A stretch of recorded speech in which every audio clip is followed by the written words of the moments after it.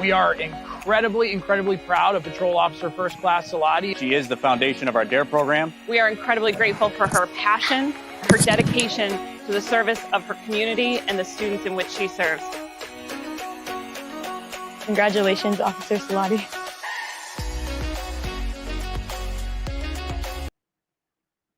Hey, what's up, Chris? Oh, sorry, you were muted. Oh man! I was just spitting gold there. I was gonna say that was probably something really awesome. Whatever you said. I can't go back now. That's funny. Everyone, welcome to Milford Radio. We're happy to have you back. We've been off for several weeks now due to a lot of different things, but mainly just to enjoy the summer and get ready for our kids going back to school. But we wanted to get back to you before school starts and bring you a great guest tonight, which is Mayor Ben Blake. So we're excited to have him tonight. The intro video that you just saw is about Joanna Salati. The Milford Police Department is proud to announce that Patrol Officer First Class PFC Salati was nominated for this, has been named the 2019-2020 DARE America Officer of the Year. PFC Salati was nominated for this award by the state of Connecticut DARE coordinator and was selected by a pool of applicants by a board of judges because of her service and dedication to the program. PFC Salati is a 22-year veteran of the Milford Police Department and has been DARE instructor for 15 years. And she basically is the DARE Officer of the Year for the United States, comes out of Milford, Connecticut. It's pretty cool. That's awesome. Does she get to tour around and just like the beauty pageant and like that would be nice. Visits and, go to other departments? And just talk DARE stuff, like don't do drugs. DARE. I'm trying to think. We didn't have DARE growing up, I don't think. Or maybe it was later on. Maybe it was like Nancy Reagan, so like mid-'80s, I think. Who was Officer Dewey? No, Daziel. Howie Daziel. Officer Howie Daziel. What was he? I don't know if that was DARE. I think that was maybe just going into schools and, being a presence and talking to kids about what to do in different situations. Right. I'm sure there was some component of what DARE became, right? That was pretty early on. That was, yeah. I think it was still acceptable for us. Officer Howie. Yeah. That was it. What did I say? Dewey. That made you think of it. That's pretty funny. I do remember him. Yeah, Dewey was the cop in I Know What You Did Last Summer, or Scream or something, wasn't it? It was. I think it was. That's funny. I'm gonna post the link here. Let's see, so people can join the show whenever they like. I'm gonna put it in here. Paul, he has joined us from the Point Beach Drive area, so that's good to know where you live, Paul. Welcome to the show. What up, Paul? Join the show live. I'm posting right now. That's on Facebook and on YouTube. You could chat with us. If you're watching from Facebook or from YouTube, doesn't matter. Your posts will come right into our little studio here, so we'll be able to see it if we're paying attention. So, and if we think it's good, and again, if we're paying attention, we'll put it right up on the show. If you have questions, yes, exactly. If you have questions for the mayor, you can put them there too, and we'll try to get to them. We do have a lot of questions for the mayor, and I do see him in the green room right now. He has Philip is doing hair and makeup as we speak to the mayor, so he's just waiting there. Philippe. So it's good. Philippe, he actually, I was telling Chris, I do have, you might not be able to see it, but I do have some makeup up in this area because I woke up with like this zit that had its own zip code. It was disgusting. So a zip code. Yeah. I could use some of that right here. There's a lot of glare. There's always a lot of glare. Always a lot of glare. Put on your sunglasses, Milford. That's right. So chat with us, please. Be part of the show. It would be awesome to have you be a part of it. Let's see. We have, hold on, Sarah's telling me she can't see it, but I have other people saying that they're good. So whatever. Here we go. Yeah, Paul, how are you doing? Good to have you, Paul. Thanks, Paul. I don't know Paul. Paulio. That's right. So we were talking just before the show about, Sarah was talking about my zit. So that's good. The show is good. My zit's a no-show. We can't see it. That's good for That's everyone. awesome. Thank you, my lovely wife, Sarah. I appreciate that. I wanted to bring up a couple things before we get to the mayor. We do have a couple things to talk about. This is from ct.gov, their COVID page. Right now, what this shows you is that we have 52 people currently in the state of Connecticut in the hospital due to COVID. And normally we wouldn't be cheering for that, but that's a great number. Yes, it is. Right? That's actually that's 8 less people than last week, which is great. And we've had 0 deaths since last week. 0. So that's good. That's here in the state of Connecticut. With that being said, let's take a look at this. This is, I never like to use the word deaths, but this is what the death rate here in Connecticut has looked like from COVID. And you could see that our worst day was April 20th. That was 204. That's when a lot of the nursing homes and things like that, there was a lot of things going on at that time. Then it continued to go down. On July 13th, it was up to 23. And then from there on out, we've basically been in the single digits and or at 0 for quite some time. And again, this is the state of Connecticut. So I found that pretty interesting. And this is public information. If you go to ct.gov, they have a COVID section there. And all of these stats are pretty amazing. Like if Heiza, we were talking about this before, 52 people in the state of Connecticut right now. We have 3.6 million people in the state. Out of those 3.6, 52 people are in the hospital due to COVID. That's a hospitalization rate of 0.00001. Out of those 52 people, if we had a death rate of 1%, which in actuality in Connecticut, I think it's 0.08.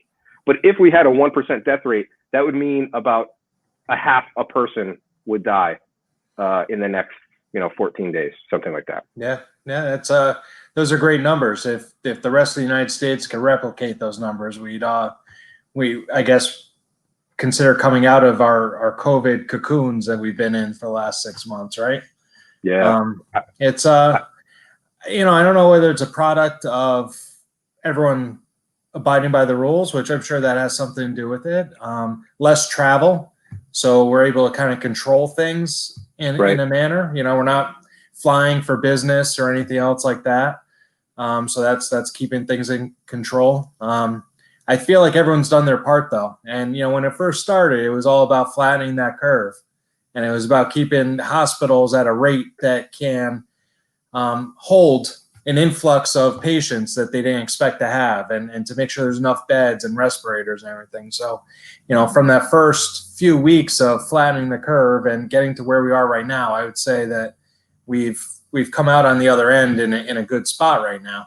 And I know we're kind of worried about the next spike, or what if we start loosening restrictions? What's going to happen then? Do we go back to that April 20th date of 200 deaths, or, are people responsible enough to follow the rules and keep their distance, but still allow businesses to do their job too, Yeah.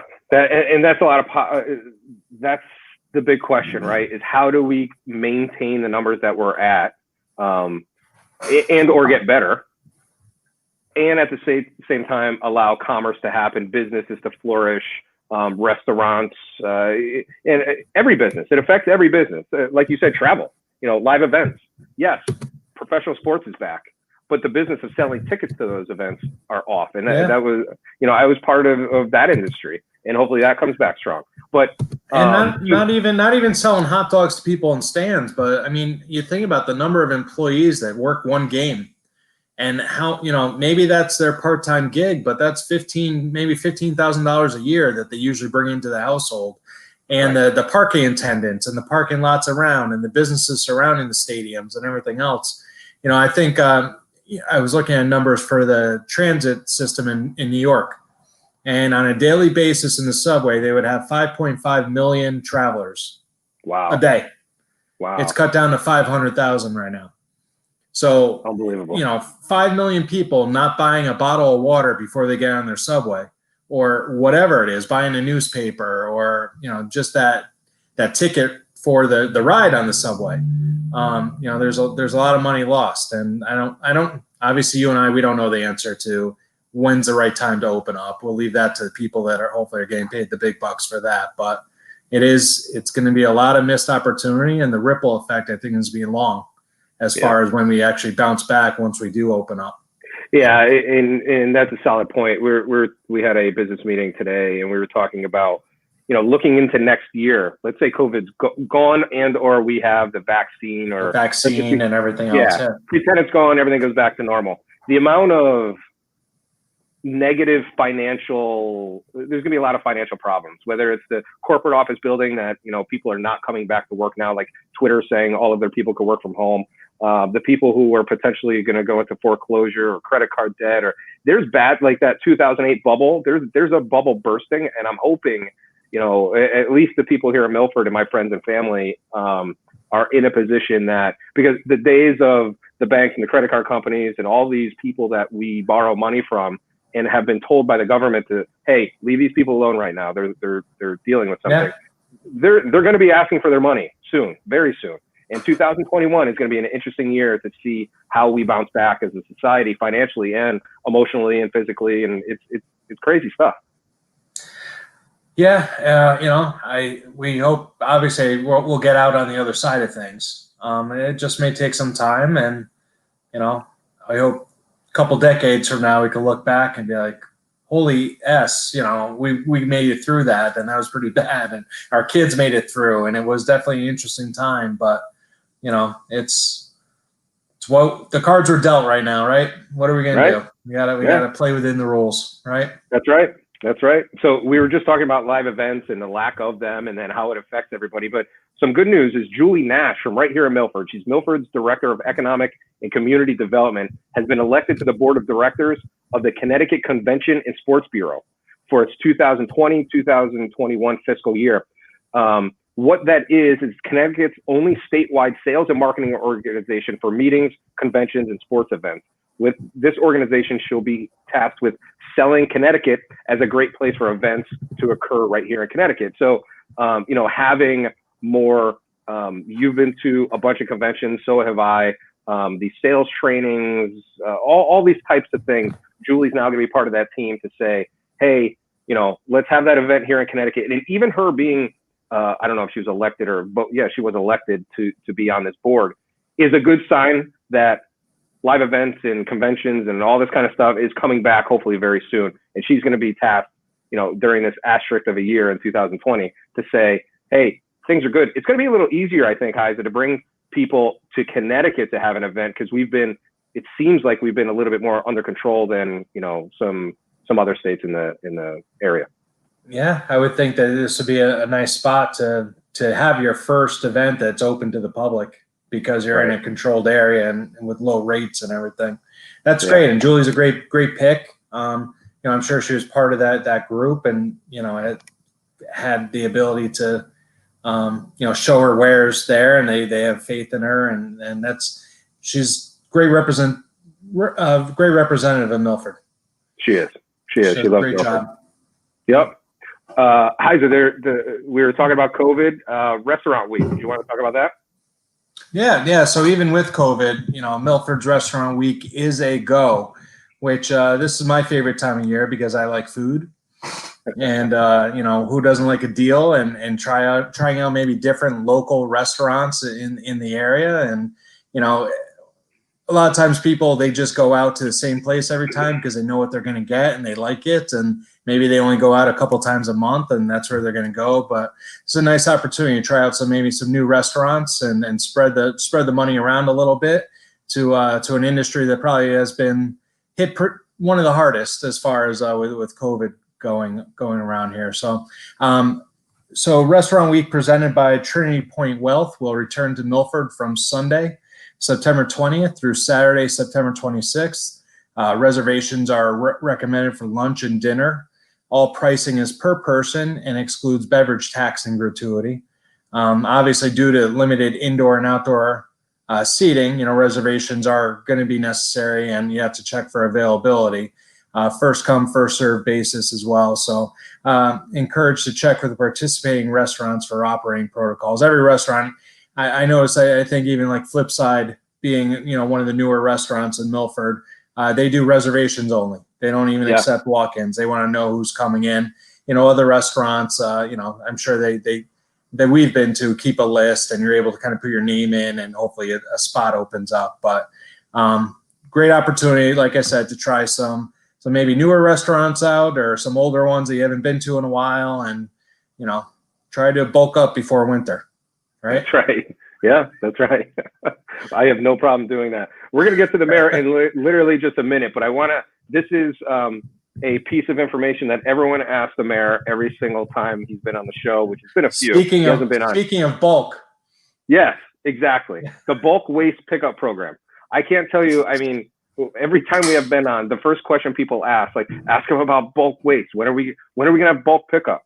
Well, it is here. And actually, we took the liberty of even giving you a screenshot.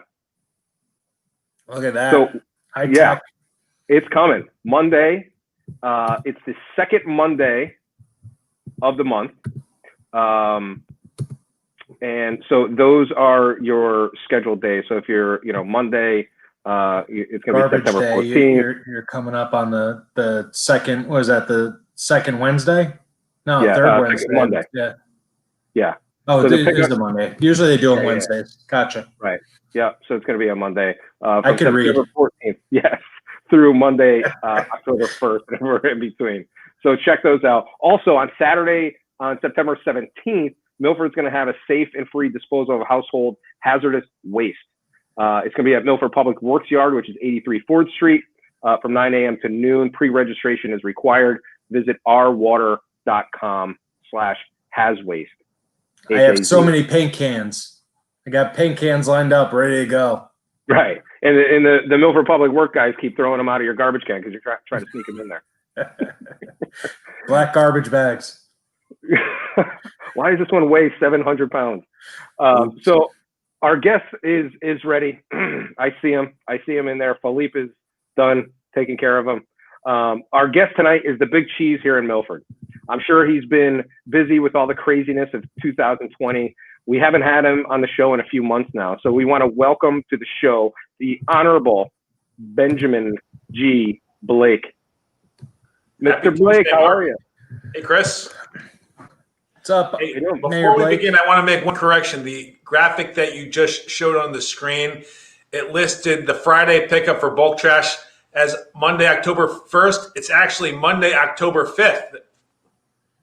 Oh. So that is. So don't put your trash out too early. That was revised. Yeah, I don't want to look at your trash too early. You gotta. So wait. did they change the calendar from the 1st to the 5th, or COVID, Mark? They changed the whole calendar. Yeah. Look at this new technology. I can move us around now. Oh. Where do we want Ben? We want Ben in the middle so we could touch him. So Ben, thanks for joining us. It's been a couple months now. A lot of things have been going on. Some for the better, right? COVID numbers. You saw some of the stats that we were showing in Connecticut as a whole. Give us a little bit of insight as to Milford. How have our numbers been specifically, not just the state? Milford's been good. Our area of the state has been pretty good. Obviously, Fairfield County has had the highest COVID positivity rates in the state. There was just a blip in Danbury a week or so ago. But the city of Milford is doing pretty well. The eastern end of the state, up towards Rhode Island, is actually doing the best overall since March. But, Milford's doing well. Knock on wood, we're having good results right now. And this is the time we want to make sure that we continue to exercise prudent health, exercise hand washing and face mask wearing, and all those things that we've been doing so well to keep our numbers low. That's a good point. With that being said, you said Danbury, and I just saw a tweet. Tell us about this tweet. I remember it was the Daily Show, right? With Danbury. Oliver. It was John Oliver, who used to be on the Daily Show. Yeah, right. Yeah. Now he has his own show, but he and the Danbury mayor have been going back and forth. They've been giving each other the neeners for the last several weeks at least. And in response to some of the jabs, the mayor of Danbury, Mayor Mark, he renamed the sewage treatment plant in Danbury after John Oliver, or as a tribute to John Oliver. And John Oliver actually enjoyed that and wanted to make sure that that got carried through, and wanted to make sure that the sign was installed at the Danbury sewage treatment plant, and gave a deadline, and said that if Danbury did not have the sign actually installed by, I think, week's end, that he was going to challenge Milford and Waterbury to install and name their sewage treatment plants after him, and he would give us $55,000.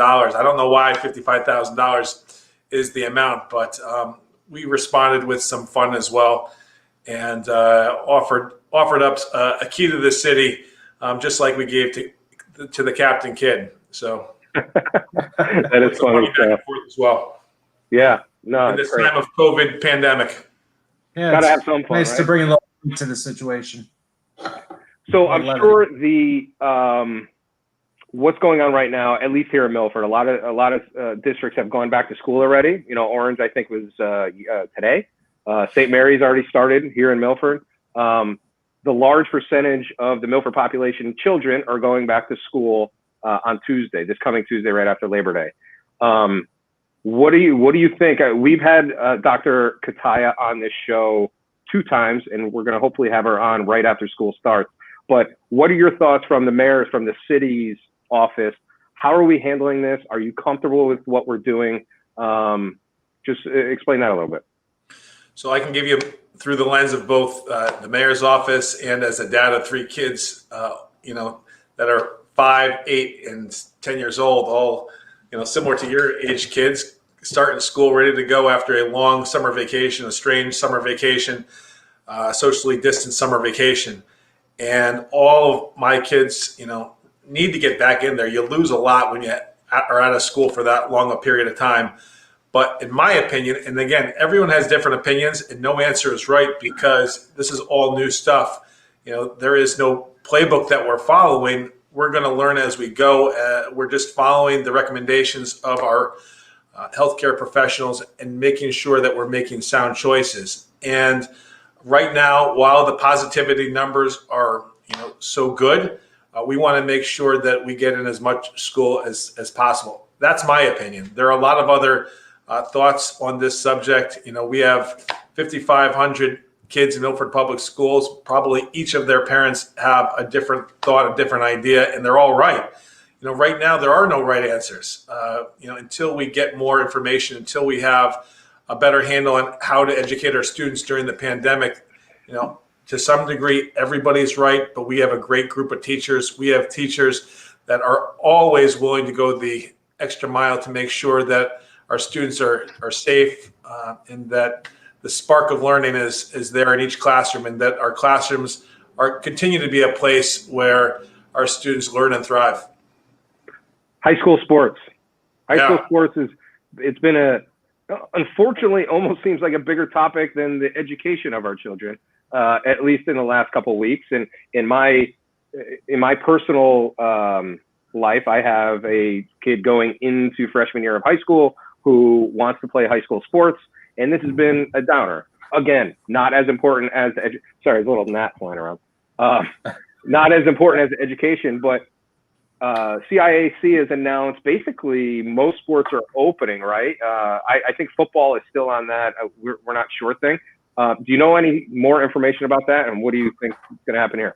So it's my understanding that both football and women's volleyball, they have a delayed start for their full sport. They can just do conditioning at this time, and I may have the dates wrong. It's either September 16th or September 21st. They can start to fully integrate the sport on those days. And then I think early October, they actually start games. Again, all of the sports, all the fall sports at least, are conditioned upon our numbers from a health standpoint remaining good. And, at any point, the sports could end, the education could end. So we want to make sure that we're doing everything to protect the entire system, making sure that we continue to wash our hands and wear face masks and all the things that the doctors have been telling us. Makes sense. Yeah, it's definitely I think you said it right. And to bring sports in, we're not following a playbook here, right? We're kind of have to be able to be agile and pivot and make these changes as we need to as we go along, right? That was a lot of puns. Playbook, pivot, and you know what? And I think you guys are doing a great job of thinking outside the box as well. To throw that in there. We've had a few nasty storms lately as well. So the weather, is definitely throwing a little wrench in here, a little curveball, so to speak, into a lot of these plans. Isaiah put Mark and myself out of power, for a good 5-6 days there. Are you with the governor to hold these, are you on the same page with him as far as holding these utility companies responsible, as far as preparation and making sure that for the next storm, they're ready? Absolutely. Storm Isaias whacked Milford. I was without power just like you for 5 days. Even City Hall, really the critical infrastructure of the city that, revolves around the Parsons Government Center and all the computer systems here. And City Hall were without power for 5-6 days. But the fact that there was such a slow response in Milford, 12 hours after the storm, UI didn't have any crews on the ground in our city making the roads safe, clearing live wires off the streets. It took 48 hours after the storm for UI to actually have restoration crews, on board, actually turning power off to areas that were out that had an event. So much too slow of a response. I know that it was a great big area that had outages, but we still have to have better leadership from the UI team. And I know that on the other parts of the state, Eversource had similar complications and terrible response. But in addition to our power companies, we still have issues with Altice, who's the parent company for Optimum, Cablevision. And we're still trying to hold their feet to the fire because for some reason they have abandoned southwestern Connecticut in terms of good quality customer service, good quality response on the ground. And we're trying from a whole bunch of different standpoints to push these guys to do better.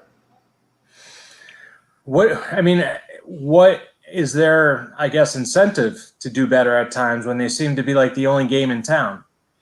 So it's like, I would love to have a different option for internet provider, but unfortunately I don't have an option to jump ship on that, I don't get those monopoly concepts. Like why aren't there 15 options, competitors to UI in every market? How do they monopolize it? It doesn't make sense. Well, for generation there is, but for transmission, UI is the only game in town. It is a monopoly. And when you're a monopoly, you talk to people differently. You respond differently. Your interactions, because they don't have anywhere else to go. It's a real problem.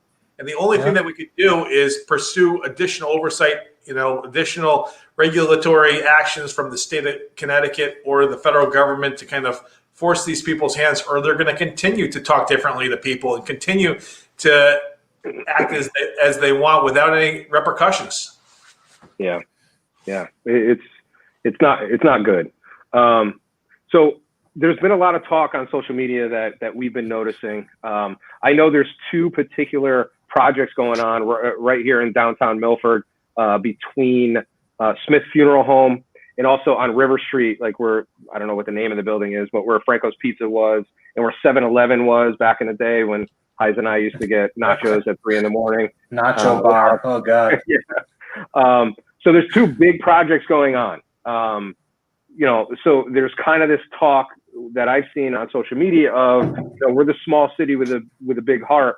Are we really focusing on being a small city? What are your views on this thing? And what's going in at Smith's? I know they were talking about some more apartments and things like that, but what are the plans and what is your outlook on these? So I do know that there's a planning and zoning meeting tonight. But, Milford, the focus for Milford is making sure that we don't have overdevelopment, that we have proper development. And one of the big things that we were able to do, it was actually about a year ago today, is get a moratorium for our for the affordable housing statute 8-30G that was really hitting us hard because it was allowing developers to bypass our local zoning regulations. Our local zoning regulations were thrown out the window because under the 830G statutes, developers and predatory developers could build whatever they want really anywhere, as long as it met safety codes and you had the ability to hook up into the city sewers. Developers could build anywhere. We had a huge win, a huge victory for proper development by getting a moratorium.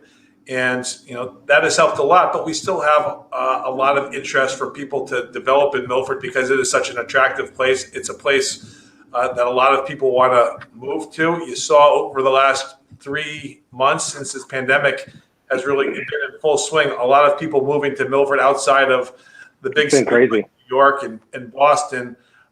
They want to get out of buildings that have an elevator up 100 stories, and they want to get into a place that they may not have to take the train to New York every day anymore. They may, virtually or remotely work, 3 or 4 days a week and then go into the city 1 or 2. So places near railroad stations like in the center of town are very highly desirable. I can tell you a little bit about the River Street proposal. That really is a parking project. There's going to be over 300 parking spaces. There's going to be an underground parking lot. The city put out an RFP probably about 3 or 4 years ago, and we had a committee, a downtown development committee, work on that project and identify local needs. One of them was parking downtown. We didn't want to have to pay for it. If we were going to pay for a parking garage, it's like $30,000 each parking space for structured parking. That's what it costs. Wow. So parking garages are hugely expensive. We would have had to have a lot of money charged for each vehicle that went in there, and we didn't want that either. So we worked with a couple of different developers. We asked them to submit proposals. There was a committee that met and worked with these developers. A developer was chosen. And the other must-have for the committee was we needed something to help buoy the rest of the downtown.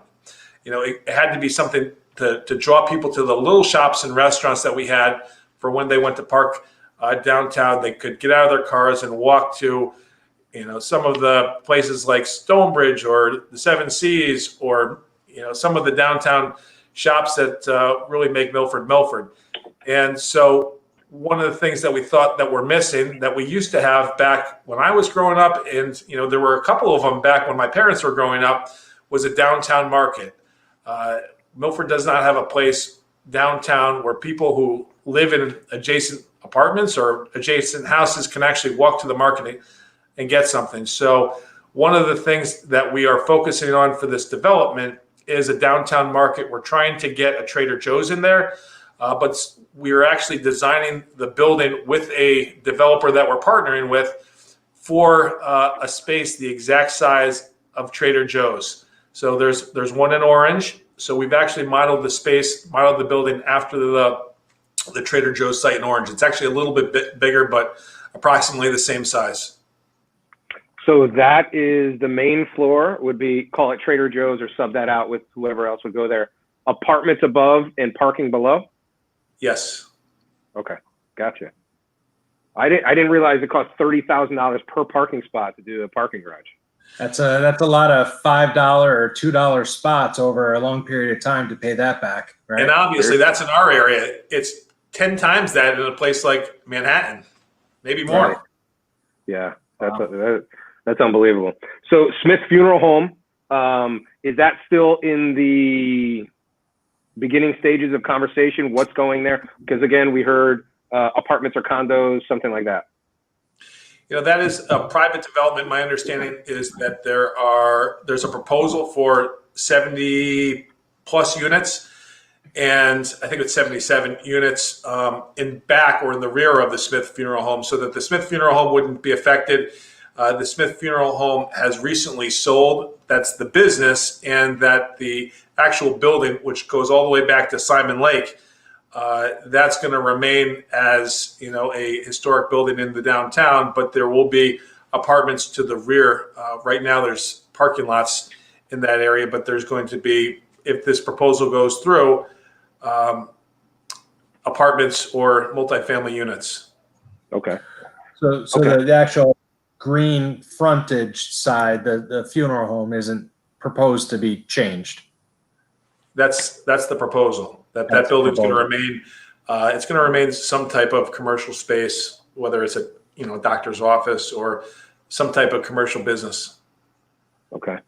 Okay. And then on top of that, and this is the last one I have on development, Ben, and this actually came from a listener who emailed us, Wendy. So it's not word for word, but it's about the mall. So now you have the mall. There's rumors that they're going to make 7 million apartments over there, which is an over exaggeration, obviously, but goes into that whole thing of, are we eventually like almost overpopulating Milford if that goes through? And do you have any insight as to what's going on with the mall? I don't have any inside information, but the mall is proposing that our zoning board change the zoning regulations for that entire commercial corridor. They're not just proposing 300 multifamily units. They're proposing that the regulation be changed, which really opens up for that whole commercial corridor, multifamily housing as of right. And I think that's a terrible idea because, Milford has been so wildly successful because we've had that appropriate balance between commercial and residential, and to have the ability for any developer to come and put basically a co-op city along our commercial corridor of the Boston Post Road, I think is just a disaster. I think that's a terrible idea. It'd be my strong suggestion to the Planning and Zoning Board not to approve that regulation change. I just think that it opens up Milford to something that we don't want to be. It's not consistent with the town's plan of conservation and development. It's not good planning. It's something that I think would have far consequences that we don't want to have to deal with. Amazon. So you're saying like every time like a store like Babies R Us or whatever goes out of business, someone else could come in, and if the zoning was changed down Route 1 or that commercial corridor that you're speaking of, they could throw in whatever in a whole apartment complex if the space allows. For that whole commercial zone, yep, absolutely. Wow. As of right, without having to go Without having to go through anything. Right, other than a site plan. Yeah, so I didn't know that piece of information. So for me, who would be completely against that, am I writing for like planning and zoning? What is the Milford citizen who's against that? What do they do, whether they're for it or against it? You can. You can testify. There's actually I don't remember it off the top of my mind, but there is a planning and zoning testimony email that you can send your written testimony to, or you can testify at the upcoming planning and zoning meeting. It's the first and third Tuesdays of the month. It may be different in September because of the holiday, the Labor Day holiday, but okay, all right, those are get entered into a record there, Mark, and you'll be your name will live on. You opposing apartments all over. That would be devastating. And the downtown stuff is I don't know. There's pros and cons to everything, but putting up, like you said, and what kind of scared me is the co-op city type example. But even if you give an inch, oh yeah, we're not going to put in, a huge amount of housing, but if that regulation gets changed, then you're just opening it up for devastation. Other sites, other locations. Yeah, exactly. So Ben, only a couple more questions. We've had you only for a couple minutes. I mean, we could keep growing you. The next one. Obviously, he's not home yet, too. He's been out all day. No, he's like, keep talking. Shooting in Milford. There was a woman who was shot in Melba. I'm not even asking for information about that case. I know I did see, again, a lot of our research comes from social media, at least from a question standpoint. But it made me think of crime rates. And I did see it was on, I don't know, one of the primetime news networks just before I came here, that it looks like nationwide crime is up 20%. And it kind of makes sense. I mean, people are semi-bored at home. You've been work. locked in your home. You out of work. Alcohol sales are through the roof. Drug rates are high. What are we looking like here in Milford? We've had PD on, but it's been a while. I should get them back on. But what are you seeing from the city view? So in Milford, all of our major crime rates are always very, very, very low. However, in Milford, because we have that commercial corridor, because we have 14 million people a year visiting the mall and other places along the Boston Post Road, we have relatively high property crime rates. People breaking into cars or theft at stores, shoplifting, things of that nature. Obviously, with this pandemic, especially since a lot of those places were closed down for a period of time, those have depressed a little bit. I guess that's one of the positive things that came out of the pandemic. But now that things are on the uptick, places are opening up, and people are in dire financial situations. People talk about how everybody with the pandemic, everybody's huddled together, and there are higher rates of certain crimes. I think those numbers could be going up, not just in Milford, but nationwide. You're talking about like domestic violence and whatnot? Domestic like violence as far is as up, yeah. I slapped Heiser around just before the show. I wasn't happy with it. I fell into the doorknob. We shouldn't joke about this. Online bullying, huh? Yes. That's right. But Look what I found. No, I mean, it's definitely – there we go. There's been. So very nice. From the City Hall, it says, have been mocked by The Daily Show. I feel for Mayor Mark. The small city with a big heart is willing to take the heat off the Hat City. I'm happy to offer John Oliver the same key to the city once presented to the notorious pirate Captain Kidd, who threatened our coastal town. That's a good post, Ben. You got to have some fun, even in that's these right. pandemic times. That's it. Plus, we can't let what we're saying. Danbury get all the publicity there. You got a fight between those cities, right? Yeah. Yeah. Nobody likes hats. Mad Hatters. That's right. Random question. I don't remember how long ago it was, but I do remember we had a huge snowstorm in late October, and we had to cancel Halloween. Pandemic time. I don't know how cool. We shouldn't even be blowing out birthday candles for the rest of our lives. Like that should be illegal. You should go to prison. But now Halloween is kind of that weird holiday. I don't even know if it's a holiday, but it's a weird event where you're walking up to stranger houses and they're sticking things in your kid's bag. Is Halloween going to happen in the traditional sense? So, like everything else, there's going to be pandemic protocols. In my wildest dreams and nightmares, never would I have thought that I would cancel Halloween. And I've done it multiple times already with Storm Sandy and that ice storm from October back in 2011. Yeah. And I do not think that, and there was a big storm just a couple of years ago where we had to cancel Halloween as well, or reschedule Halloween. This year, I think we have enough lead time to lean on our healthcare professionals and ask them, what can we do while still staying safe? So we'll try to get that answer earlier rather than later, so we're not scrambling at the last minute. But I do know that this is something that's happened all across the country. So there's a lot of creative ideas out there, 350 million creative ideas in the United States, that we're going to make sure there's going to be some form of Halloween.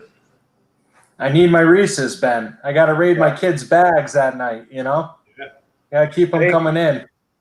I think we should just let the kids potentially go trick-or-treating with a mask on and gloves and all this weird stuff. They're already covered up. Yeah. They get home with the candy, you throw it all in the garbage can, and then you refill it with stuff that you bought, and it's like nice and sanitized. I feel like every day is Halloween. Every day somebody's wearing a mask. So that's a good point. That's a good point. I know we talked about this before, Ben, about foreign and the fields. And the reason I'm bringing this up again is because I've been going back and forth to foreign now. I was there again today, and I see the construction. The construction has started. It's kind of cleared out. Remind me again, what is exactly going in there? I thought I remembered it was 2 fields and a baseball field, but what's going in there? Soft. Yeah. So at Foreign, we we just installed the new Danny Kemp softball field within the last year. It's beautiful. It's great. Awesome. Beautiful. Unfortunately, the senior class from last year didn't really get a chance to play on that field for softball season because it was canceled because of the COVID pandemic. They did get one opportunity to have a senior game over the summer, but other than that, nothing. The Kelly Martin Tie Field, we are still finalizing that agreement. It will be done before next spring, but that's going to be two multi-purpose fields, 120 by 65, right next to 120 by 65 full-length field that you can play lacrosse or soccer. It's also going to be striped or lined with 7-on-7 and 9-on-9 fields as well for younger kids, kids under 14 years old that play soccer. And it's also going to have a baseball diamond overlay, a baseball diamond that can accommodate a 60-foot, a 70-foot, and a 90-foot. Oh, so so those two fields are next to each other. No, not like not the YMCA, but the Orange Avenue fields where they're kind of fenced individually. This is going to be one field with two fields on it that can convert into a baseball field. Absolutely. So it's going to be two big multi-purpose fields side by side with an overlay of a baseball, softball field over it. Awesome. That's cool. Because I drove by it today, and I was with Gav, and we parked and stopped, and I said, yeah, there's two football fields / soccer fields going in here and a 90-foot diamond.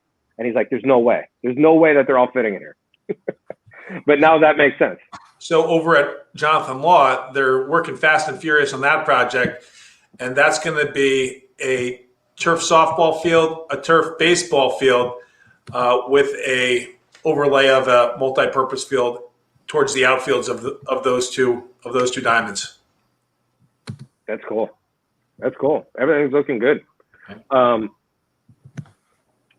As far as major changes in the mayor's office, I'm sure you're not doing, you're not bringing those humongous scissors that you have in the trunk of your car anywhere and just opening up new businesses. But what would you say has been the biggest change? You've been mayor at least for 33 years. But during those years, now we have a pandemic going on. What would you say is the biggest change, whether it's positive or negative, that you've seen in 2020? Well, the happy news is we are still doing a lot of ribbon cuttings. We still have businesses opening up. That has not really slowed down. Maybe it's slowed down. We've adjusted a little bit in terms of wearing masks to these ribbon cuttings, but we still have a tremendous number of businesses opening up. But in terms of the day-to-day activity for my office, there has been a ton more activity. There's been a lot more things that we've had to handle just because the daily routines for the entire city, not just the government structure, but everything that impacts the government structure has changed. So we have to do a lot of logistical gymnastics. And we also have a lot more feedback from residents just because residents are going through a lot and things continue to change and adjust, and what they consider to be normal is no longer normal. So we are asked a lot of questions, and we have a lot more feedback, certainly more feedback than I've experienced in the last 9 years that I've been in the office. That being said, there are things that have kind of slowed down. My normal weekends are filled with lots and lots of events, city events. Obviously, there's way fewer city events than there had been in any year past. So some things in the mayor's office are a lot busier, and some things are a little bit slower. So Labor Day's here. Last question. Labor Day's here, and I think I was looking. I think Gil Simmons. He's pretty entertaining, and he's been on the show multiple times. And also Matt Scott. Big Matt has been on a couple times. But Gil, I watch. Supposed to be beautiful. Supposed to be beautiful weather this weekend. What kind of protocol should we be doing? I know we should be wearing masks, but I'm sure there's going to be parties out there. There's going to be picnics. There's going to be people on the beach. Are there protocols here in Milford? And I don't even know this. Are there protocols for private residences as far as like I should only have 10 people inside my house, but I could have 40 outside? What are your thoughts there?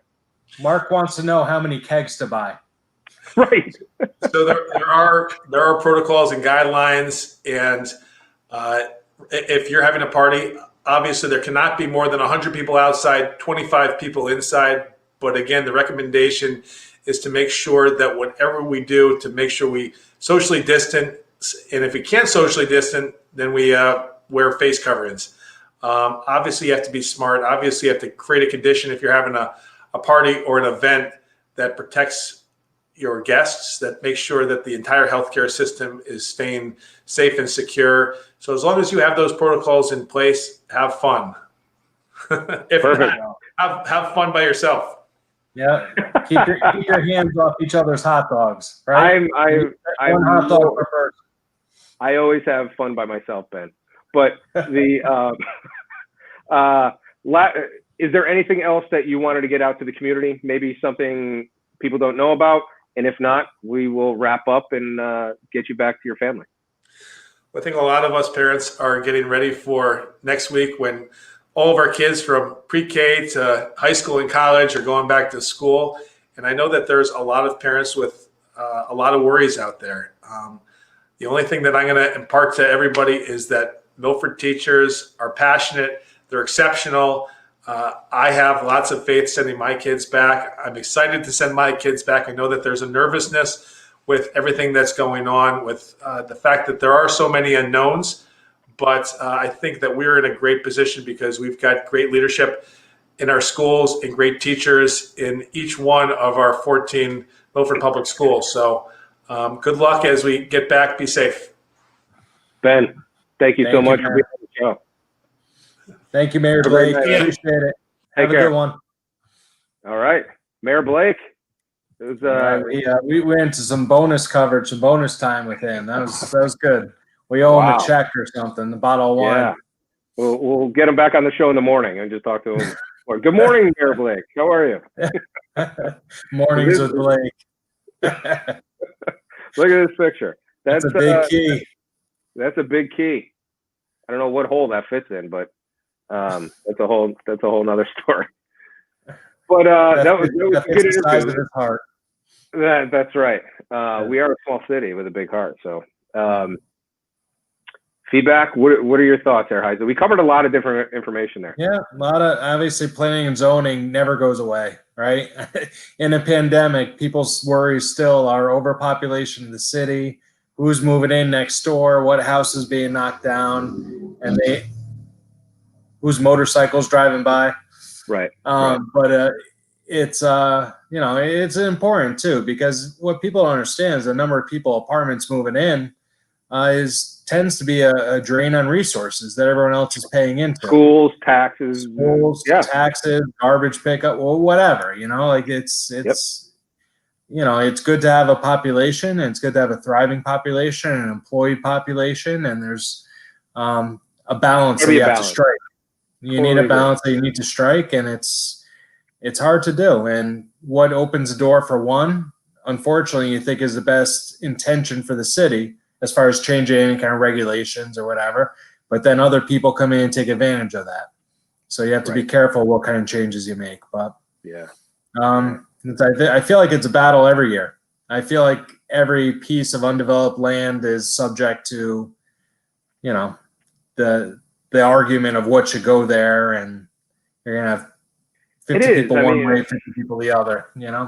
And one of so when we asked the mall question, I not too long ago, less than a week ago, there was this report that Amazon, not report, but it's fact, Amazon, which I think is brilliant, is going around the country and finding certain areas where, because I think we all understand that the days of a mall is gone away.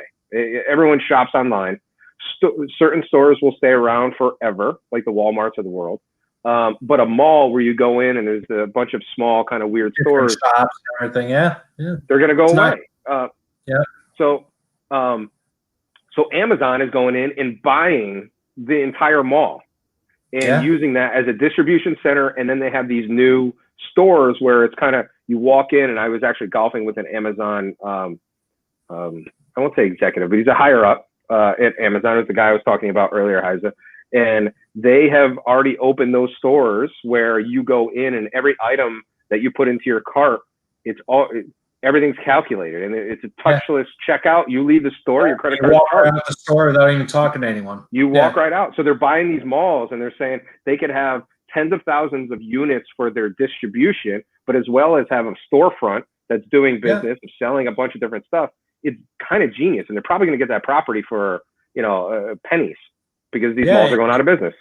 And you don't, and that kind of that's where everything is headed, right? You don't need that brick and mortar, that large footprint to house a bunch of inventory for a store. You need one item of everything on a shelf, and you walk through, you scan it, and by the time you get home, it's been delivered to you, and that's what it's going to be, you know. So that kind of option would be better for a Milford. Not to say you want this huge building that's just like mainly warehouse that's kind of right near number 5. Carting off boxes. It will help us though get our, we're going to have same day Amazon deliveries, and we're going to have a cool store to go to, and we're not going to have 775 new units there, with each unit having 2 to 4 people in it and influx in our schools. Plus the tax revenue we'll make. Sure, and those pictures always look so nice that developers have drawn up, right? Oh, sure. I saw pictures. It looked like a river walk, like going through 95, whatever that street is. Yeah, going through the parking line between Sears and the mall, and it was going to be high-rise apartments and like stores in the bottom and nice walkways and a gym and everything else. But in reality, when it actually plays out, 2 years in, vacancy rates and everything's run down already, and you're left with it. And what Ben, I think, brought light to the subject was you make one change for that road or that area, and you have to change a whole zone up and down. That's a disaster. That's a disaster. I totally agree, and I didn't know that. That's why it's always good to have Ben on. Every guest we've had on have brought us information that we didn't know. Not to I'm not the most intelligent guy in the world, but it's good to, get the facts on what's really going on. You open up something over here, it's opening up craziness potentially for the next person that's coming in. And it might not happen for 10 years, but you're opening up a loophole for a potential worse situation. Yeah. Anyway, Isa, we had more to talk about tonight. I told you before we came on, I was leaving. I was on downtown on the green today, and I happen to be driving down. I don't know how long this guy's going to be here, but I have a feeling that he's going to make some sort of news at some point. Not what he's doing, but what's going to potentially happen of it. And I don't care which way you weigh. There was a guy with one of those push carts, like at the Oyster Festival, that sells like the blow up trumpet. The $20 blow ups that my kids hit me up for. Right, $120 to buy like 3 blow ups. By the time I get home, this laser and a yo-yo. Right, exactly. One of those guys was on the green today, and he had probably 30 to 40 humongous Trump flags, Trump hats, Trump stickers, Trump paraphernalia all over the place. Again, I don't care which way you vote. That could have been all Biden stuff. And I know people have an issue with one side or the other. And for this year, more than ever, it seems like, yes, and aggressive. When I happened to be driving by, there was a couple people standing there. Everyone seemed to have smiles on their face. So I think it was okay. But a novelty. Yeah, we'll see. If that continues, we'll see what happens with that. But I found it really interesting. I'm like, right here at Milford, this guy, there were huge flags, like those boat flags, like they were that big. You could see him. You could see him for a while, but and he didn't have his face covered selling any of that stuff, huh? He did not. No face mask, and he was probably like 60 something. He was not a young chicken. This is an older guy who looked like he had his stuff together, unless he wasn't the owner. It was just I was driving by, so it was the guy that I saw. So anyway, Isa, we'll see. Oh, great show, Mark. Yeah, Zeke's up in Boston. I don't know what he's doing. Oh yeah, Zeke. Zeker. Check out Zeke Man on YouTube. Zeke Man on YouTube. He's probably filming right now. That's right. So we're going to close you out with the rest of the Joanna Salati, Officer Salati's video. So take a look at that. Hang with us for just a minute. We're out of here. Isa, we'll see you next week, man. See you guys. Peace out. We are incredibly proud of Patrol Officer First Class Salati. She is the foundation of our DARE program. We are incredibly grateful for her passion, her dedication to the service of her community and the students in which she serves. Congratulations, Officer Salati.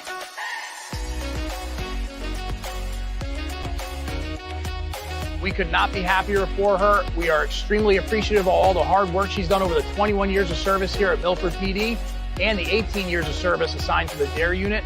The kind of involvement that she has in the schools, the attachments she makes with the kids is extremely valuable, and we're certainly very appreciative of her service. I'm so proud that this year's DARE Officer of the Year hails from here in Milford, Connecticut.